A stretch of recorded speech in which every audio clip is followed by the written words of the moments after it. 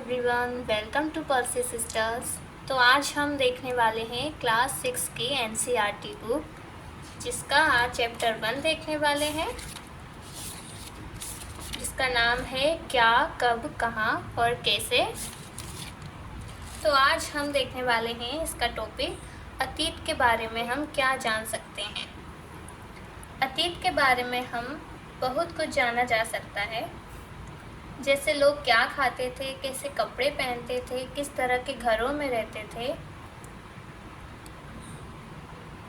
हम आंखें टकों यानी शिकारियों, पशुपालकों, कृषकों, शासकों, व्यापारियों, पुरोहितों, शिल्पकारों, कलाकारों, संगीतकारों या फिर वैज्ञानिकों के जीवन के बारे में जानकारियां हासिल कर सकते हैं।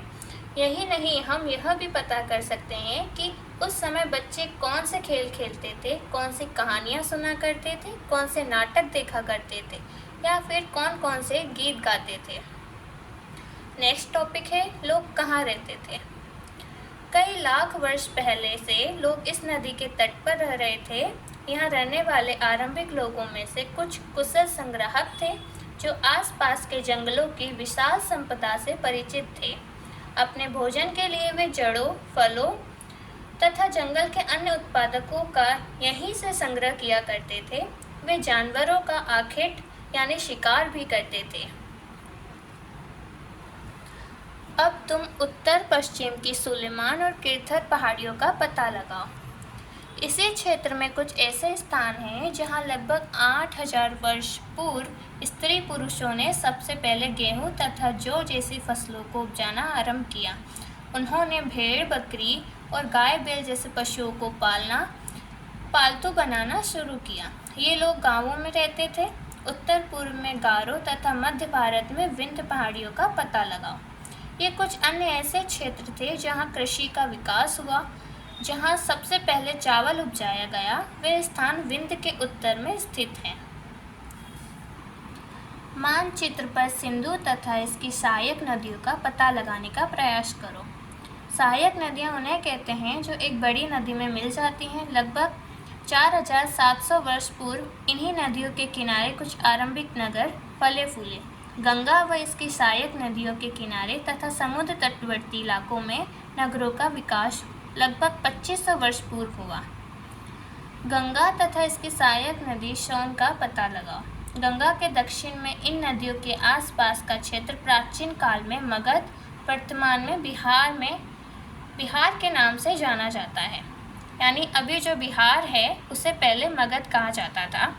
इसके शासक बहुत शक्तिशाली थे और उन्होंने एक विशाल राज्य स्थापित किया था।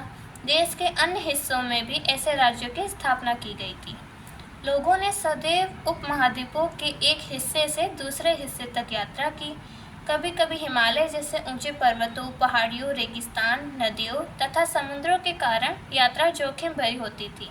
फिर भी ये यात्रा करने के लिए असंभव नहीं थे। अतः कभी लोग काम की तलाश में तो कभी प्राकृतिक आपदाओं के कारण एक स्थान से दूसरे स्थान जाया करते थे। कभी कभी सेनाएं दूसरे क्षेत्रों पर विजय हासिल करने के लिए जाती थी। इसके अतिरिक्त व्यापारी कभी काफिले में तो कभी जहाज़ों में अपने साथ मूल्यवान वस्तुएं लेकर एक स्थान से दूसरे स्थान जाते रहते थे। धार्मिक गुरु लोगों को शिक्षा और सलाह देते हुए एक गांव से दूसरे गांव तथा एक कस्बे से दूसरे कस्बे जाया करते थे। कुछ लोग नए और रोचक स्थानों को खोजने की चाह में उत्सुकतावश भी यात्रा किया करते थे। इन सभी यात्राओं से लोगों को एक दूसरे के विचारों को जानने का अवसर मिला। चलिए, साइड में जो जानकारी दी है उसे भी पढ़ लेते हैं एक बार।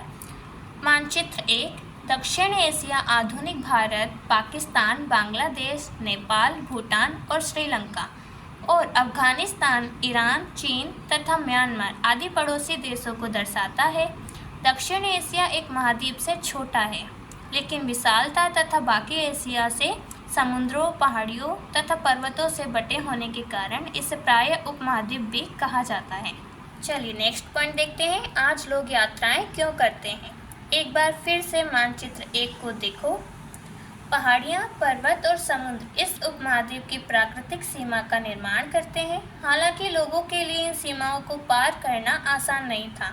जिन्होंने ऐसा चाहा वे ऐसा कर सके, वे पर्वतों की ऊंचाई को छू सके तथा गहरे समुद्रों को पार कर सके। उपमहाद्वीप के बाहर से भी कुछ लोग यहाँ आए और यहीं बस गए। लोगों के इस आवागमन ने हमारी सांस्कृतिक परंपराओं को समृद्ध किया। कई सौ वर्षों से लोग पत्थर को तराशने, संगीत रचने और यहाँ तक कि भोजन बनाने के नए तरीकों के बारे में एक दूसरे के विचारों को अपनाते रहे हैं। चलिए नेक्स्ट पॉइंट है देश के नाम। अपने देश के लिए हम प्रायः इंडिया तथा भारत जैसे नामों का प्रयोग करते हैं। इंडिया शब्द इंडस से निकला है, जिसे संस्कृत में सिंधु कहा जाता है। अपने एटलस में ईरान और यूनान का पता लगाओ। लगभग 2500 वर्ष पूर्व उत्तर पश्चिम की ओर से आने वाले ईरानियों और यूनानियों ने सिंधु को हिंदोस अथवा इंदोस और इस नदी के पूर्व में स्थित भूमि प्रदेश को इंडिया कहा। भारत नाम का प्रयोग उत्तर पश्चिम में रहने वाले लोगों के लिए एक समूह के लिए किया जाता था। इस समूह का उल्लेख संस्कृत की आरंभिक लगभग 3500 वर्ष पुरानी कृति ऋग्वेद में भी मिला है। बाद में इसका प्रयोग देश के लिए होने लगा। अतीत के बारे में कैसे जानें? अतीत की जानकारी हम कई तरह से प्राप्त कर सकते हैं। इनमें से एक तरीका अतीत में लिखी गई पुस्तकों को ढूंढना और पढ़ना है। ये पुस्तकें हाथ से लिखी होने के कारण पांडुलिपि कही जाती हैं। अंग्रेजी में पांडुलिपि के लिए प्रयुक्त होने वाला मैन्युस्क्रिप्ट शब्द लैटिन शब्द में मेनू, जिसका अर्थ हाथ है, हाथ से निकला है। ये पांडुलिपियाँ प्रायः ताड़पत्रों अथवा हिमालय क्षेत्र में उगने वाले भुर्ज नामक पेड़ की छाल से विशेष तरीके से तैयार भोजपत्र पर लिखी मिलती हैं। अब नेक्स्ट पॉइंट देखते हैं। ताड़पत्रों से बनी पांडुलिपि का एक पृष्ठ। यह पांडुलिपि लगभग 1000 वर्ष पहले लिखी गई थी। किताब बनाने के लिए ताड़ के पत्तों को काटकर उनके अलग अलग हिस्सों को एक साथ बांध दिया जाता था। भुर्ज पेड़ की छाल से बनी ऐसी ही एक पांडुलिपि को तुम यहाँ देख सकते हैं। देखिए, तो ये पांडुलिपि दी गई है, ये इसके बारे में पॉइंट है, ठीक है। इतने वर्षों में इनमें से कई पांडुलिपियों को कीड़ों ने खा लिया तथा कुछ नष्ट कर दी गई। फिर भी ऐसी कई पांडुलिपियाँ आज भी उपलब्ध हैं। प्रायः ये पांडुलिपियाँ मंदिरों और विहारों में प्राप्त होती हैं। इन पुस्तकों में धार्मिक मान्यताओं व व्यवहारों, राजाओं के जीवन, औषधियों तथा विज्ञान आदि सभी प्रकार के विषयों की चर्चा मिलती है। इनके अतिरिक्त हमारे यहाँ महाकाव्य, कविताएं तथा नाटक भी हैं। इनमें से कई संस्कृत में लिखे हुए हैं, जबकि अन्य प्राकृत और तमिल में हैं। प्राकृत भाषा का प्रयोग आम लोग करते हैं।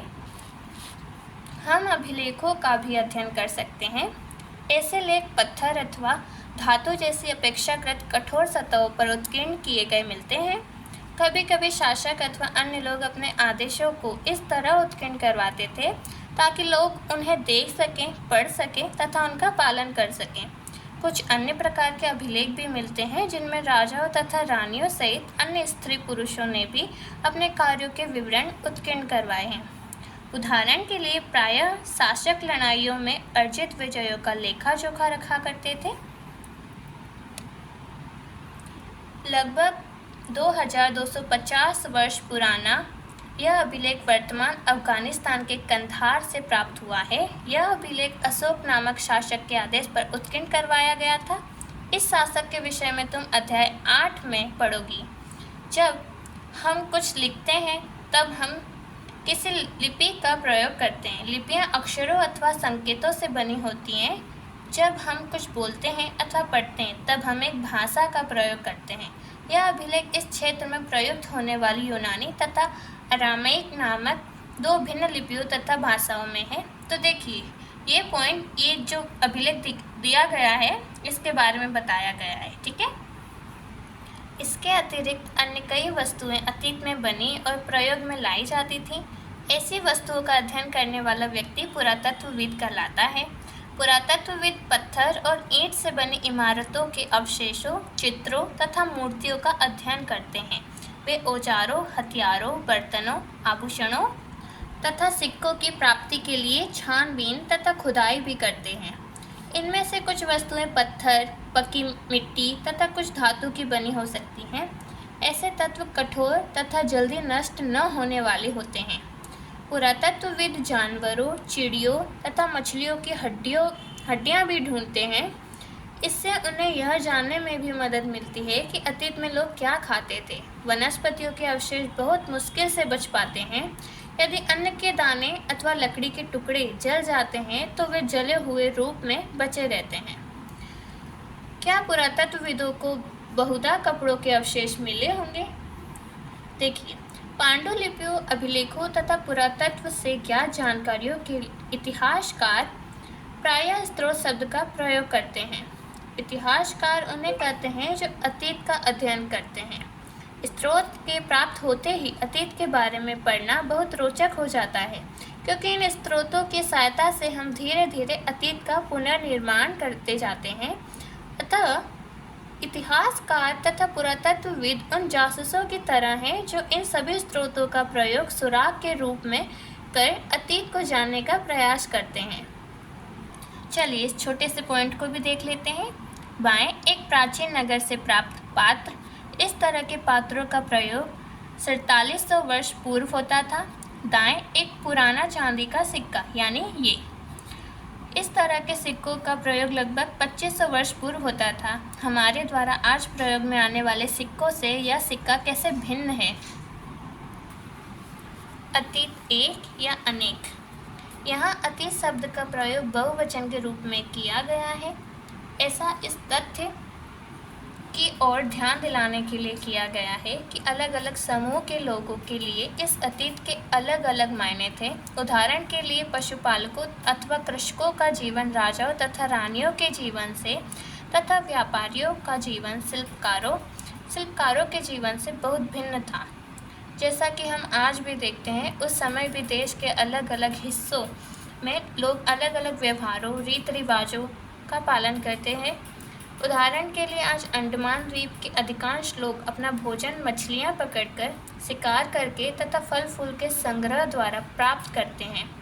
इसके विपरीत शहरों में रहने वाले लोग खाद्य आपूर्ति के लिए अन्य व्यक्तियों पर निर्भर करते हैं। इस तरह के भेद अतीत में भी विद्यमान थे। इसके अतिरिक्त एक अन्य तरह का भेद है, उस समय शासक अपनी विजयों का लेखा जोखा रखते थे। यही कारण है कि हम उन शासकों तथा उनके द्वारा लड़ी जाने वाली लड़ाइयों के बारे में काफ़ी कुछ जानते हैं, जबकि शिकारी, मछुआरे, संग्राहक, कृषक अथवा पशुपालक जैसे आम आदमी प्रायः अपने कार्यों का लेखा जोखा नहीं रखते थे। पुरातत्व की सहायता से हमें उनके जीवन को जानने में मदद मिलती है। हालांकि अभी भी इनके बारे में बहुत कुछ जानना शेष है। तिथियों का मतलब। अगर कोई तुमसे तिथि के विषय में पूछे तो तुम शायद उस दिन की तारीख, माह, वर्ष, जैसे कि 2000 या इसी तरह का कोई और वर्ष बताओगे। वर्ष की यह गणना ईसाई धर्म प्रवर्तक ईसा मसीह के जन्म की तिथियों से की जाती है। अतः 2000 वर्ष कहने का तात्पर्य ईसा मसीह के जन्म के 2000 वर्ष के बाद से है। ईसा मसीह के जन्म के पूर्व की सभी तिथियां ईसा पूर्व यानी ईसा से पहले के रूप में जानी जाती हैं। इस पुस्तक में हम 2000 को अपना आरंभिक बिंदु मानते हुए वर्तमान से पूर्व की तिथियों का उल्लेख करेंगे। इतिहास और तिथियां। अंग्रेजी में BC, हिंदी में ईसा पूर्व का तात्पर्य बिफोर क्राइस्ट यानी ईसा पूर्व होता है। कभी कभी तुम तिथियों से पहले AD यानी हिंदी में ई लिखा पाते होंगे। यह एनो डोमिनी नामक 2 लैटिन शब्दों से बना है तथा इसका तात्पर्य ईसा मसीह के जन्म के वर्ष से है। कभी कभी AD की जगह CE तथा BC की जगह BCE का प्रयोग होता है। CE अक्षरों का प्रयोग कॉमन एरा तथा BCE का बिफोर कॉमन एरा के लिए होता है। हम इन शब्दों का प्रयोग इसलिए करते हैं क्योंकि विश्व के अधिकांश देशों में अब इस कैलेंडर का प्रयोग सामान्य हो गया है। भारत में तिथियों के इस रूप का प्रयोग लगभग 200 वर्ष पूर्व आरंभ हुआ था। कभी कभी अंग्रेजी में BP अक्षरों का प्रयोग होता है जिसका तात्पर्य बिफोर प्रेजेंट, वर्तमान से पहले है। चलिए अन्यत्र भी देख लेते हैं। जैसा कि हमने पहले पढ़ा, अभिलेख कठोर सतह पर उत्कीर्ण करवाए जाते हैं। इनमें से कई अभिलेख कई सौ वर्ष पूर्व लिखे गए थे। सभी अभिलेखों में लिपियों और भाषाओं का प्रयोग हुआ है। समय के साथ साथ अभिलेखों में प्रयुक्त भाषाओं तथा लिपियों में बहुत बदलाव आ चुका है। विद्वान यह कैसे जान पाते हैं कि क्या लिखा था? इसका पता अज्ञात लिपि का अर्थ निकालने की एक प्रक्रिया द्वारा लगाया जा सकता है। इस प्रकार से अज्ञात लिपि को जानने की एक प्रसिद्ध कहानी उत्तरी देश मिस्र से मिलती है। लगभग 5000 वर्ष पूर्व यहाँ राजा रानी रहते थे।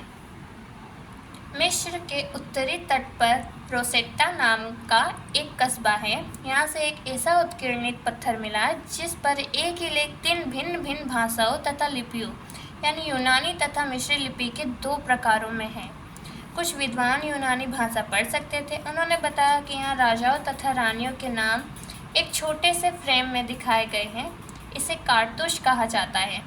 इसके बाद विद्वानों ने यूनानी तथा मिस्री संकेतों को अलग बगल रखते हुए मिस्री अक्षरों की समानार्थक ध्वनियों की पहचान की। जैसा कि तुम देख सकते हो, यहाँ एल अक्षर के लिए शेर तथा ए अक्षर के लिए चिड़िया के चित्र बने हैं।